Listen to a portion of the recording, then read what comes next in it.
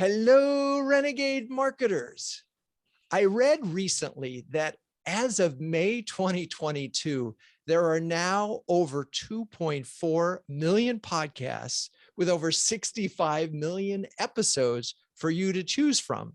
Now, I share that number not just to thank you for choosing this one, but also to make the point that there's no shortage of content across any channel. I just mentioned podcasts, but I could have had a same kind of number for blogs or white papers or webinars or you name it. There is simply no shortage of content across any channel. So quite the contrary, there's an avalanche of content out there that is simply bearing the stuff that you are creating. The odds that some branded content is actually being discovered, consumed, and acted upon by its intended target is kind of a miracle, kind of like surviving an avalanche. So I thought it would be helpful if we spent a whole episode just on content using the CATS framework and breaking it down so that we could try to solve the problem. How do we cut through with our content? And to help us do that, we have Katrina Klier, who is a longtime friend who has built up highly effective content programs at both Pros and Accenture. So she's going to help us work through it. So hello, Katrina, how are you? Hi, Drew. I'm great. It's so good to be with you today. How are you? It's great to be with you as well, as always. So, we're trying to get to know our guests a little bit more on this show. I'm wondering maybe you could sort of share one little factoid that maybe I don't even know, and I'm a longtime friend. Oh my gosh. Those questions always stump me. Maybe that's the thing. What's one thing people don't know about you? Well, I never know how to answer that question. All right. Well, what was the worst job you ever had? The worst job I ever had. Okay, I'm going to go way back to the teenage years. Perfect. Way back, long ago and far away. I got roped into this summer babysitting gig because a friend of mine canceled on it. And I was like, okay, fine, easy way to make some money over the summer. I was all about that. That was great. Oh my gosh. It was a holy terror situation. Like kids, like it was something straight out of a Hollywood movie, like literally locked me in the bathroom, like we're messing up everything all over the house. I was like, you'd be amazed I actually had children after this, but yeah. But we found a way to make peace. Like we found some common ground, and then we actually ended up having a really fun summer. But those first couple of days, I got to tell you, until we had let's all sit down and come up with a better game plan here, chat, me and the kids. Then we got it figured out, and then we had a lot of fun. Yeah, it makes it like a marketing job sound easy. Yeah, well, that was a bit of a marketing and sales job together. Ultimately, it was. Yes. All right. Well, okay. So we're going straight from babysitting to the world of content. And as I mentioned at the top, we're going to use the CATS framework. And so as a place to start, let's talk about what does courageous strategy mean in this world of content? And maybe we move from thought leadership. And I think you used the word thought-provoking content. Let's talk about that. Yeah, well, so content, like you said, there's no shortage of it out there. And with content in particular, more isn't always better. Sometimes more is just more. So the trick is finding more that is actually better for you, for the company and their objectives and the things that you're trying to work on.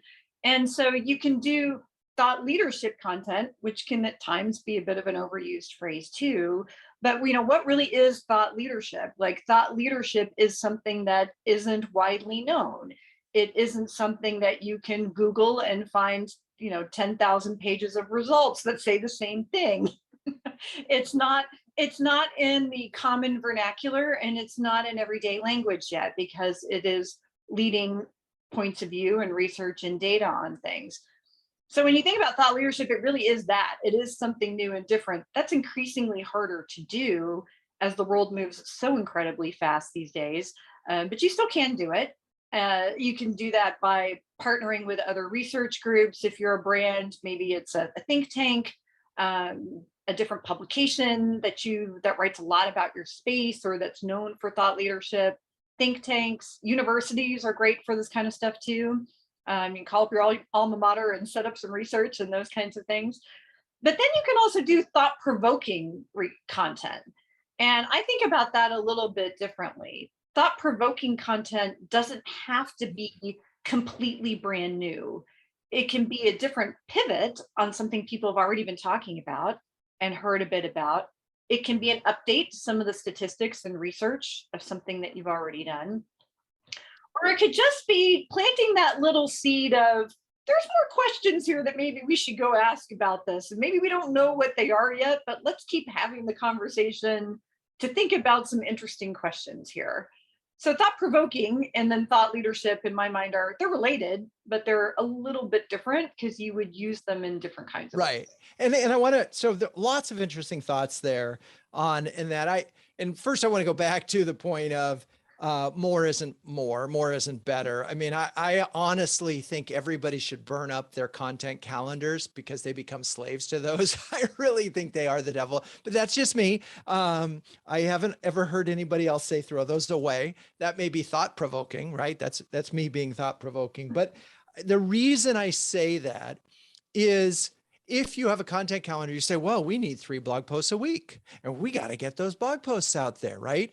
And the truth is, you don't need 3 blog posts a week. You need, if you could do it, you need 3 great pieces of content that actually add value to the universe, right? And maybe you've defined 2 buckets of thought leadership or thought provoking.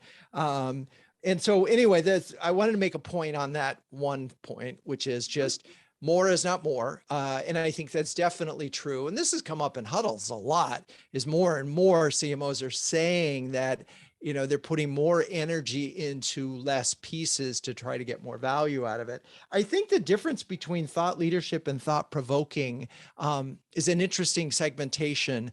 Is that where we start from a strategic standpoint, or do we need to step back even further and think about, okay, what are we trying to accomplish here? I think you got to start with, what are you trying to accomplish and what kind of things are really going to work for your brand, right? So you mentioned a few places that I've worked, right, in the past. There's been a few others too. So if you take my current company, Pros, as an example, primary research is helpful for us in certain aspects, but it's really more about that thought-provoking content. It's more about the use cases. It's more about how people get value out of the technology and solutions that the company provides. That's really more thought-provoking. Like, can you see yourself in this content? Can you see how this might work for where you are? Can you think of other questions you'd really like to know, as you've seen some of this? So contrast that, and I'm not saying thought leadership isn't important for a company like Pros, but it probably isn't the leading type of content that you would do, versus if you look at a company like Accenture, when I was there, very much about selling new ideas, creating opportunities and solving problems for some of the most compelling companies in the world is what Accenture does, right? So, and through all kinds of change. And so for them, thought leadership content, which really is that kind of original, more leading edge kind of things, really fits with the brand, right? That's the company you call when you really need help. Right. Yeah. And I think that's an important thing, is where do you fit in? I mean, obviously any company that does any kind of consulting in anywhere better have some thought leadership content, or they're really basically executors, right? If you want to defend a strategic high ground, you got to put your content out there. So that's interesting. But I'm trying to understand, so if we don't need thought leadership to sort of establish our unique point of view, do we step to the thought-provoking bucket to sort of get folks to just engage with you again? And I'm sort of trying to strategically think, okay, well, this isn't part of our DNA because it's not part of the promise, but I don't know. I mean, it's hard to separate that. I mean, most brands are looking for a way to present their product or service in a fresh and way that really solves another company's problems, right? Yeah, totally. Sometimes though, I feel like companies need to take a little pause and say, people who are really looking for bleeding edge thinking in whatever the space is that your company operates in where do they go? Because if you're a solution provider, newsflash, it may not be you. You know? What?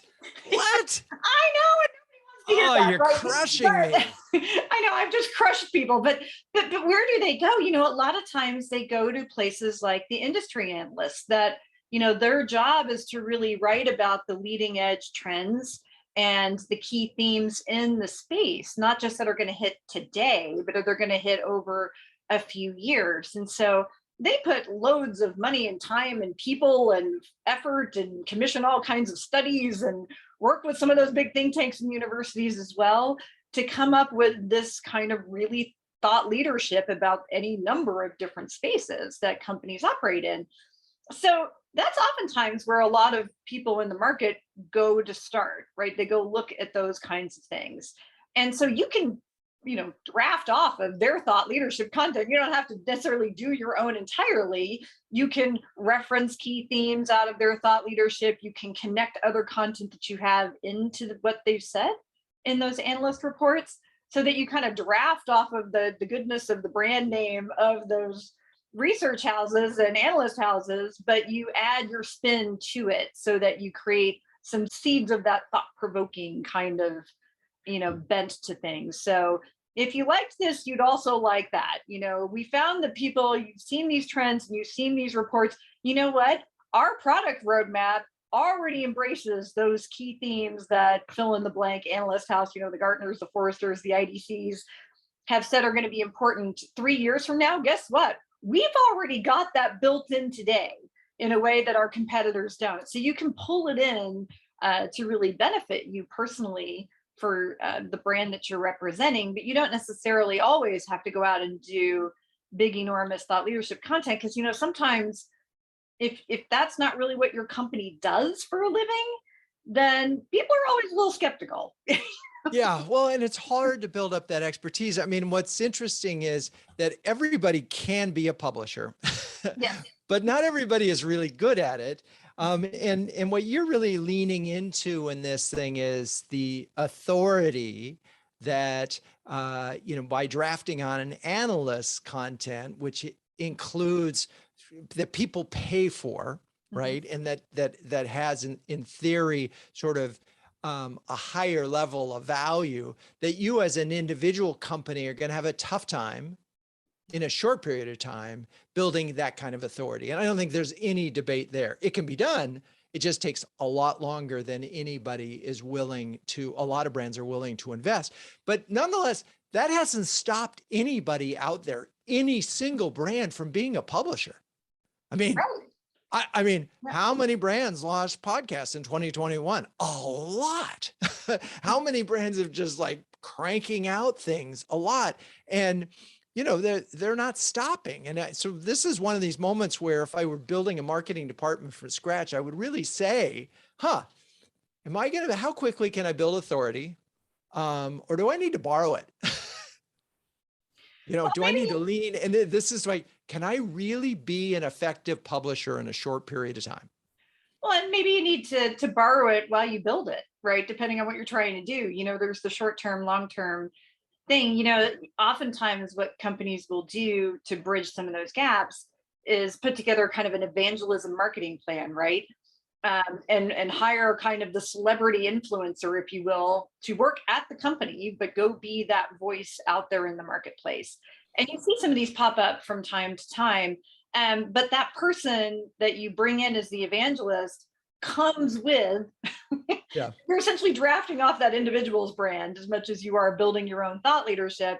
But if it's attached truly to your company, you can get some really good benefit out of it. So, you know, that evangelism space can kind of fill some gaps, I think, sometimes for people. And evangelism is more than just influencer marketing, because influencer marketing is usually done over a program, a fairly short period of time. It's pay to play, without a doubt. Evangelism is sometimes a mix of pay to play. They oftentimes work for the company directly. And a lot of times they'll come on board because the company agrees to co-sponsor some research that they're doing. Now, Right. the company might not be the only sponsor of the research, right? But they kind of like putting together a sponsorship package for an event, right? They might be one of the sponsors of it, and that's how you bring that evangelist on board to be an advocate for you. Um, And I'm going to put another punctuation point on it. The reason why an evangelist program works is if this person is a credible authority, mhm. and you're bringing them in-house, but the people this is a really important part of content. Authorship matters. And so there are plenty of CEOs in Silicon Valley who have really strong following, because people care about what they write. So if you're going to go about this kind of thought leadership content program, and you can identify one or two voices who really can build authority, it may be easier to do that than try to build authority for, quote, generic content from your company. Okay. Now, I do want to talk about, because you use the word courage to do primary research. I've just thought that was interesting, because I feel like it does take some courage in the sense that you have to spend some money. But man, we've done it so many times and it works so well. I don't know. I feel like we've taken the risk out of it. Well, I think there's courage to really think about how to structure it so that it is actually thought leadership content, right? And not just another scoop of vanilla, slightly differently formed, right, than what is umpteen other research that's already been done, or research that just confirms other research that's been done, unless that's your goal to say, we've put a bow around all this other stuff because we agree. Yeah, maybe that is your goal. But to really have the courage to not just do the vanilla version of how you set up your research, like leaning into what are the specific pivots. You kind of have to do your homework before you do your research, right? Yeah, no, it's true. It's true. You really have to think about it, because what you're trying to do a lot of times with this research is get your target to think about a problem in a new way. Mhm. And so you have to sort of imagine, well, what is the problem that they're not thinking about? And you have to, oh, they missed this or this. And then, then to design the research and then accept the fact that sometimes the research shows something else. And then you have to be able to go with that. I got Oh, it. go with that. I think though too, sometimes, I've worked in tech my whole career, right? And oftentimes, who the buyer is of your technology changes over time, or who the main influencers are change over time. And so sometimes that primary research could be at adding some points of view, some perspectives, some interesting lenses on these new buyers for you, right? One, because then if you have, here's the top 10 things people with fill in the blank job should know about XYZ, they may at least glance at the list, right? Because it applies to them and it's interesting. And then they go, oh, I've not heard of this company before. This is interesting. Maybe I should find out some more. So it kind of depends on what your goal is there. If it's to get inside the head of some new buyers and get their attention, then you're gonna again, but that's doing the homework bit ahead of time. Right. And so as you think about it, I'm just trying to, where in your mind, because we've basically talked about thought leadership and now we've sort of evolved into market research, where does that fit into, from, if I'm thinking top of the funnel, middle of the funnel, bottom of the funnel, and I suppose it just depends, right? I think it depends, but the big research is expensive and time consuming to do, right?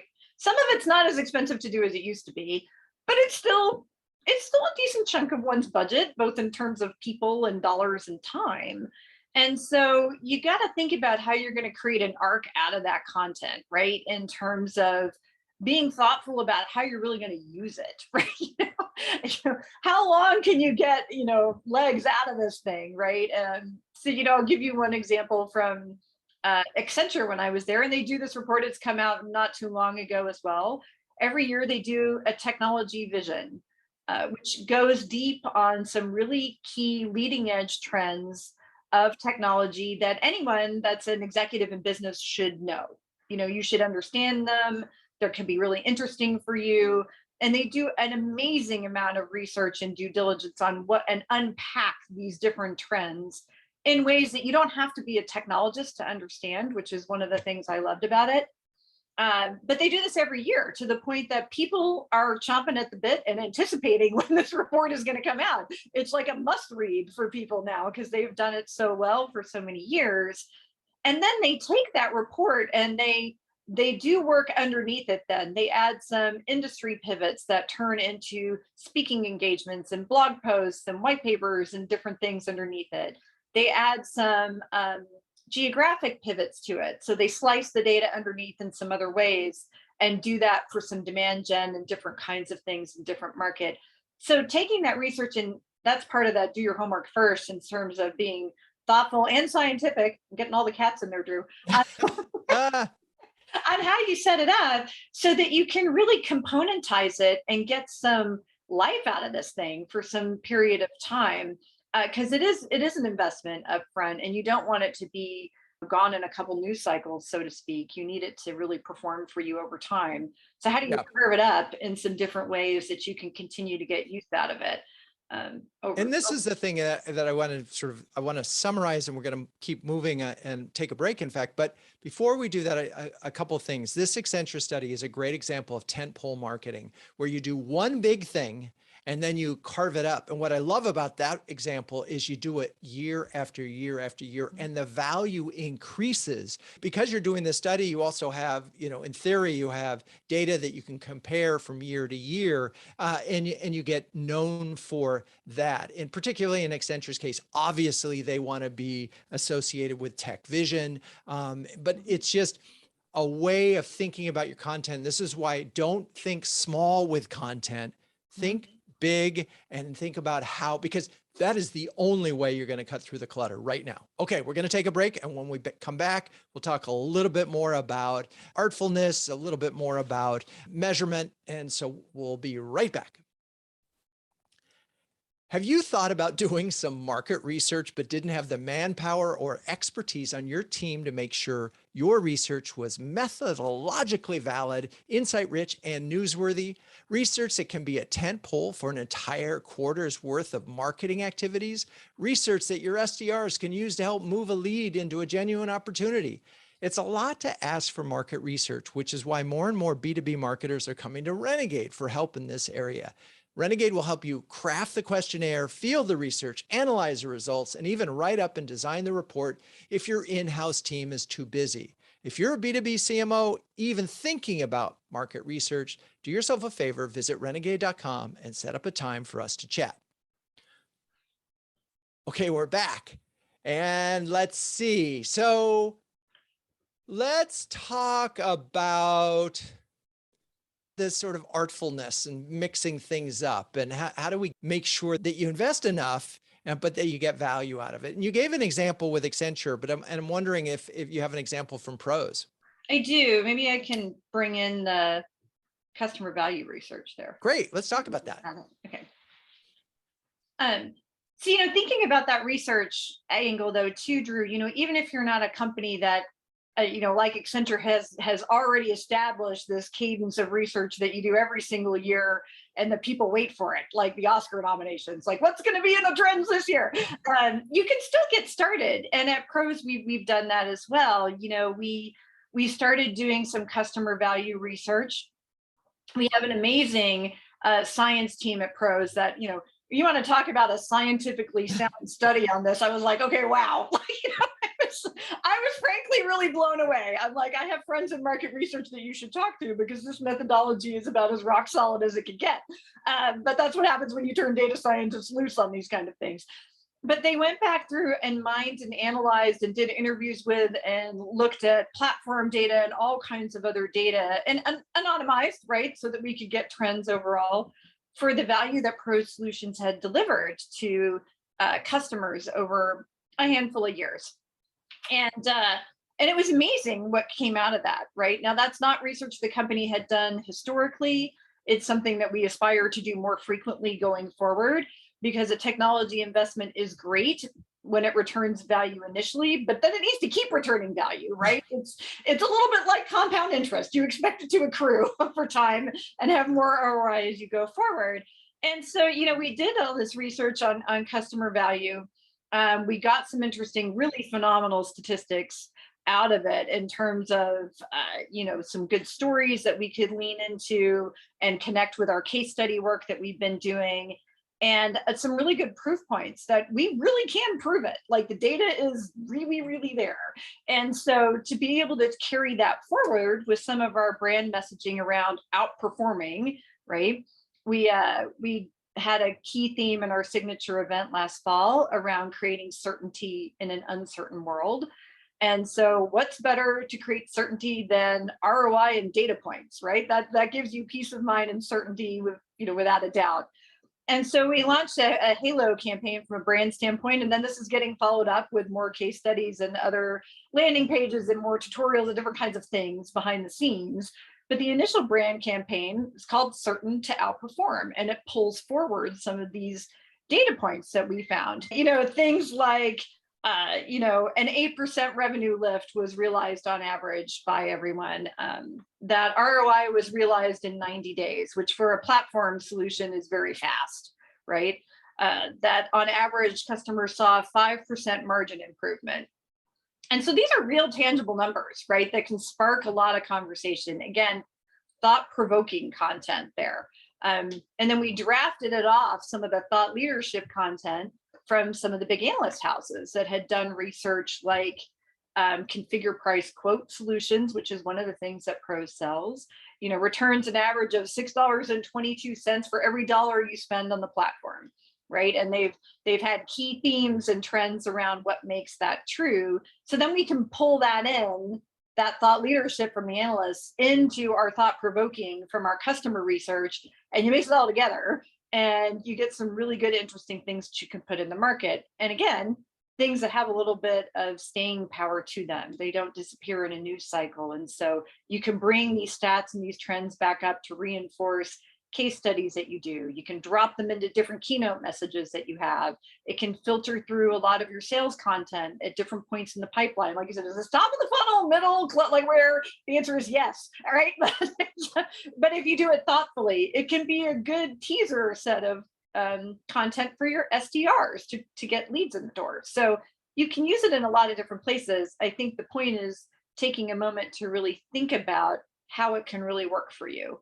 And what is that content story that you need to put together to get the most out of it? Well, there's a lot there that I want to just quickly sort of highlight and unpack perhaps. But first of all, we're looking ahead to late 2022, early 2023, and there are a lot of dark clouds on the horizon as the Feds try to tamper down inflation. And one of the things that a lot of brands, SaaS brands and otherwise, are going to be looking at, or buyers are going to be looking at, is one, speed to value. And you answered that question. 90 days, which is incredible. That's really fast. And then how much, what is the ROI of your product or service? And you would be amazed how few brands actually have that data. So I'm imagining that was a huge lift to get to that information, and then to have a third party validate that data is also pretty amazing. And one of the things that we talk a lot about in CMO Huddles is sort of how do you get to being essential, and to be essential is to increase ROI. That's sort of makes it increase ROI pretty fast. So that's amazing. By the way, I just want to sort of that research and getting that information, that must have been a heavy lift. Yeah, it was. And kudos to the science team at Pros, because quite honestly, these people are brilliant at getting into numbers and data and really making sure that the trends that come out of the research are sound. They're not rounding kind of things. They're really sound trends. And I think there's the essential piece, but there's another component to being essential. Like, people know that certain solutions they need. There's lots of different ways you can solve that problem, though. And so what makes the way your company solves it essential? You get the value, that's there, great, but maybe they could get that value other ways. But with your solution, they get it faster. They get it easier. It's more flexible over time, maybe as their business changes. It's not static. It adjusts and learns and moves and flows as their business does. So I feel like you got to have a little more to the story than just here's a number that sounds really great. Right. Because that number might sound great, but if that is a Herculean effort on steroids to get to, then maybe I'm not so interested. Maybe I can get close enough another way. Right. Yeah, no, it's a fair point that ease of execution and that is important in all this. But one of the things I also heard that was happening in this is you got a lot of great case studies out of this. You got a lot of customer information. And I think if you are stuck right now with your content strategy, go back and figure out, this is my opinion, but I've seen it work over and over again, is think about content as a value add for your customers.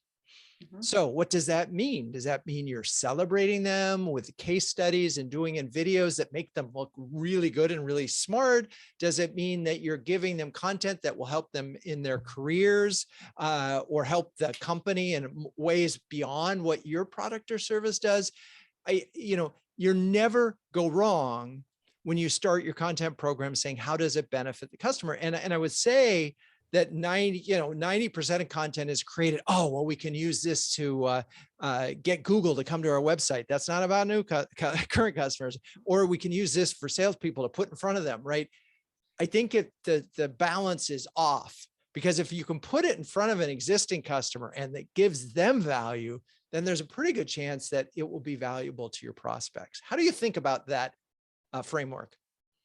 I agree. I mean, I think, you're never done selling to your existing customers, right? Because you need to sell the value of the relationship you have with them. You need to sell and reinforce the value you deliver to them. Because at some point, you probably want them to renew, right?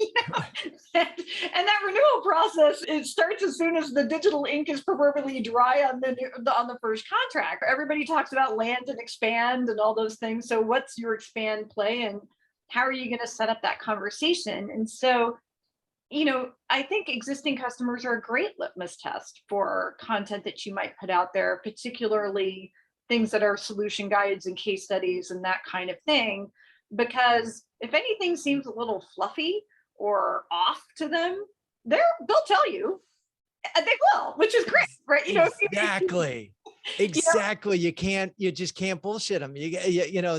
They'll call you out on it, and they'll make it stronger. Or you'll discover, as you were writing this case history or you're filming this thing, you'll discover some aspect of it that has you completely rethinking, the problem that you're solving.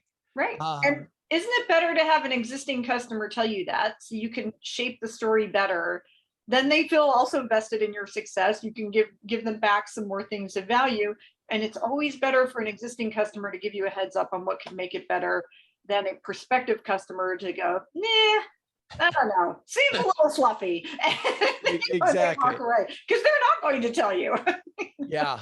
And so again, you're starting with the best of intent to help your existing customers. So we're going to take a quick break. And when we come back, we're going to wrap up with how do you measure these programs? So stay with us.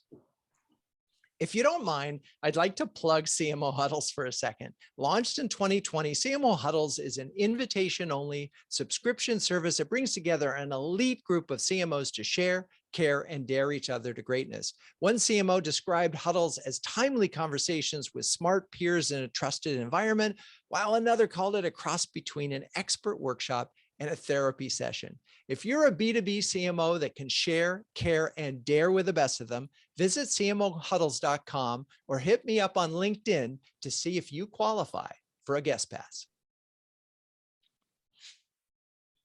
Okay, we're back. All right, so we're creating really thought-provoking, smart content that's been cleared and vetted by your customers, maybe in fact supports them. How do we measure this? Oh my gosh, I feel like that is the never-ending question, isn't it, Drew? And I don't think there's necessarily a single answer. I mean, some of it comes back to what your company strategy is. What are you trying to do? What's your reason for being as a company? And how is this content helping support that, right? And it isn't necessarily a single metric. Some of this content, particularly the thought leadership, thought-provoking kind of content, can serve multiple purposes, right? And I'm always hesitant to lean into a single metric around it, but engagement coverage of your target audience is the one I kind of like, but there's many more things because it can help you at a brand level. I mean, just pure unaided impressions at a brand level doesn't mean they're converting or anything, but it gives you a sense of, traction at a truly brand level, right? So you can do that there. Engagement rates, again, in general, helpful. Engagement of the people you really, really want to read it, even better. And I think that's important. And then who took you up on the call to action? Like, and how many of the follow throughs after that actually occurred, right? So I kind of look at it as a funnel unto itself, if you will, from a content perspective, because it can serve purposes at different points along the way.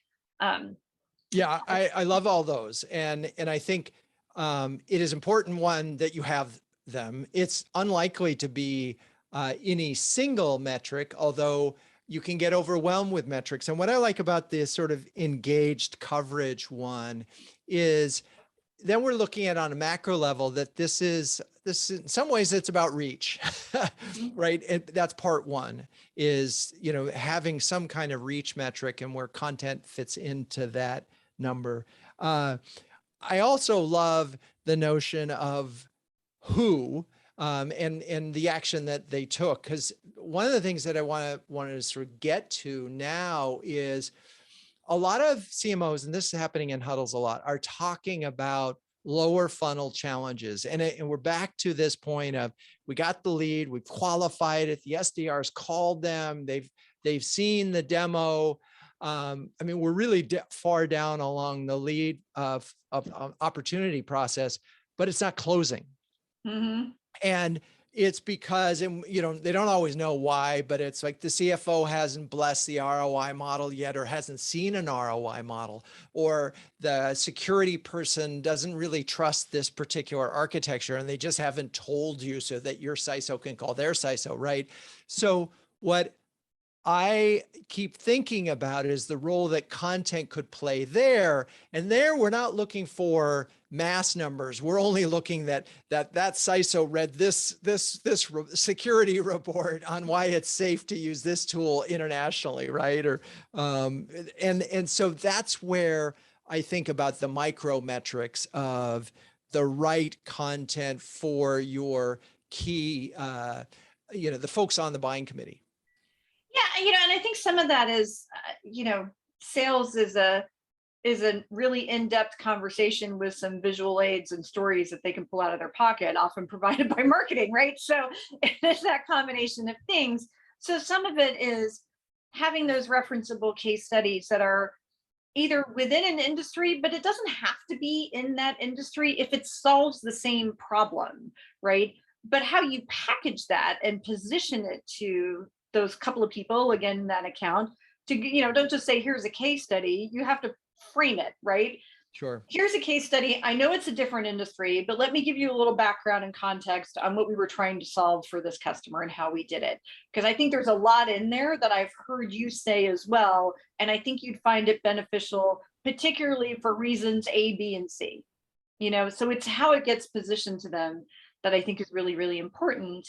And then also, again, if you've got this like drumbeat of some ongoing research that you do, that helps build your credibility overall with the things that you say, because you don't just do the, you don't blow the wad on the 15-second Super Bowl ad and that's it, right? You've actually put some thought behind this and you have a commitment to it, especially in the B2B space. Companies like to work with companies that are committed to what they do for ongoing success. And so you can do yourself some favors by having content and research that you do regularly. But again, at making sure your sales folks can really position this content the right way so that you don't make it so hard for the person reading it to really go, now I see how this really makes sense. And give them the little sound bites that then they can go explain it to the other people inside their company that they need to get on board. Like, why should the CFO fund this and not the 10,000 other things that came across their desk in the last quarter, right? Or, why your CISO should be confident in the numbers that are here, because here's the different certifications and here's the last time they were renewed and so on and so forth. And here's a couple case studies saying that other CISOs thought this was fine. So it really comes down to the harvesting and tailoring the personal message around it, I think, when you get further down the funnel, because you really need it. People really expect it, I feel like, today. They don't want generic. That doesn't work. Well, yeah, no doubt about that. And they expect more. I'm going through my head of this world of, where nobody wants to talk to a salesperson anymore. We're all trained as buyers to go out and, everything's been disintermediated. And we know there's never been the, gee, can I talk to a salesperson call ever from, an enterprise. So what they really want to do is talk to either an integration specialist, a product specialist, an advisor who knows the category really, really well, who can bring expertise, which may or may not be a salesperson. And so what I'm imagining is a world where almost everything is product led, and therefore everything's around that product led. In a product led model, customer buys with very little intervention. Yes. Right. Well, how are they doing that? Well, because there's an explainer video, because there's a demo video, because there's all sorts of things. And they've gotten so far down the line that all they need is, okay, how long is it going to take to integrate? And, what's customer service? They have their list gets shorter and shorter, and content gets more and more important. Mm-hmm. So anyway, to me, this is an important conversation, because in the future, we may be closer to what I just described, where, more and more and more brands, no matter what it is that they're selling, have figured out how to do this without necessarily lots and lots of sales presentations. Just saying. It could happen. It could happen. Okay. Well, speaking of things that could happen, I would love it. You've been doing this content for a long time. You've done it effectively for a long time. What would you say? We're talking to a bunch of CMOs now, 2 do's and a don't for getting your content marketing right. 2 do's. I would say the first do is start with your company strategy when you're making your content strategy. Start there. Another do is really pay attention and put the time in to how you construct that research, and all the way through, not just how you construct the research, but how you're really going to use it.